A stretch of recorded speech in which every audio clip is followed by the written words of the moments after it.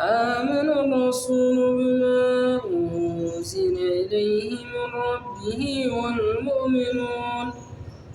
كل آمن بالله وملائكته وكتبه ورسله لا نفرق بين أحد من رسله وقالوا سمعنا وأطعنا غفرانك ربنا وإليك المصير لا يكلف الله نفسا إلا وسعها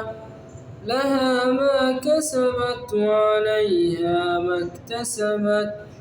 ربنا لا تؤاخذنا إن نسينا أو أخطأنا